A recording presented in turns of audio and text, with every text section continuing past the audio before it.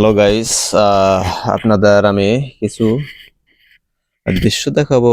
Saudi আরবের শ্রমিকরা যে কষ্ট করে থাকে সেই দৃশ্যগুলো আপনাদের দেখাবো, কিভাবে জীবনযাপন করছে আমি সেগুলো কিন্তু আপনাদের দেখানোর চেষ্টা করব। আমি বেশ কিছুদিন ধরে এখানে এসেছি আপনাদের আহ, দৃশ্যগুলো দেখানোর জন্য। মূলত আমার এই পেজটা হলো ঘোরাঘুরি এবং দৃশ্যগুলো দেখানোর জন্য। এই ক্যাটাগরিতে আমার চ্যানেলটা তৈরি করা।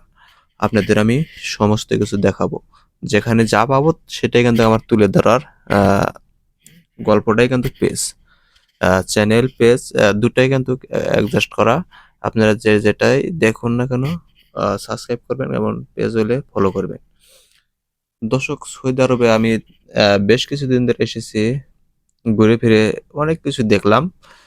তবে সৌদি আরবে শ্রমিকরা যে এত কষ্ট করে টাকা উপার্জন করে আমি কল্পনাও করতে পারি নাই, এতটা কষ্ট করে। ভোর 4টার দিকে ডিউটিতে যায়, আবার আসে সন্ধ্যা আপনার 7টা, কেউ আসে 8টা, 6টা। 7টার নিচে আসতে পারে না, অনেক দূর গাড়ির থেকে আসে। 7টা বাজে, প্রচুর কষ্ট করে। কষ্ট দেখে কারো ভালো লাগে না, মন টন খারাপ হয়ে যায়। যে কষ্টগুলো করে আমি দেখাবো, তার চিত্রগুলো দেখাবো। চিত্রগুলো দেখেন, এই দেখেন যে যে অবস্থা আছে সে অবস্থা, জিনিসপাতি ছেড়ে দিয়ে কিন্তু ডিউটির সময় হয়ে গেছে, চলে গেছে। দেখেন কি অবস্থা, এই হলো সৌদি আরব শ্রমিকদের অবস্থা। এই দৃশ্য দেখে মায়া ধরে, দু চোখে অজারে পানি ঝরে।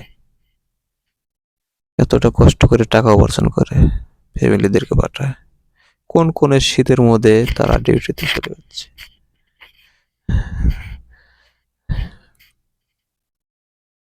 সবার একই অবস্থা, কাপড় চোপড় আসবাবপত্র সবকিছু এলোমেলো ধুয়েই কিন্তু সবাই ডিউটিতে যার যার মতো চলে যাচ্ছে।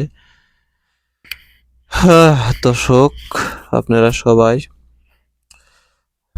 চ্যানেলটাকে সাবস্ক্রাইব করবেন এবং সবাইকে শেয়ার করে দিবেন, যেন এসব ভিডিওগুলো, নিত্য নতুন ভিডিওগুলো দেখার জন্য আগ্রহী থাকে।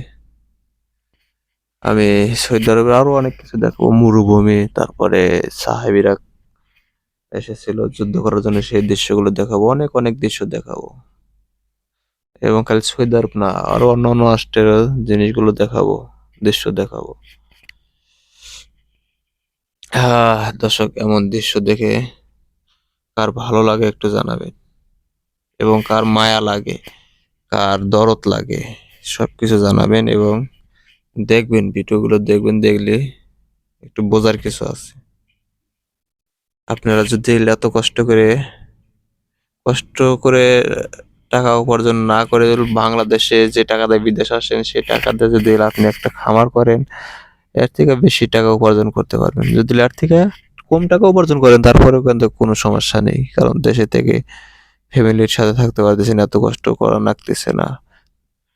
যদি গরুর খামার করেন, চাষবাদ করেন, তারপরে ব্যবসা বাণিজ্য করেন, অনেক টাকা ইনকাম করতে পারেন।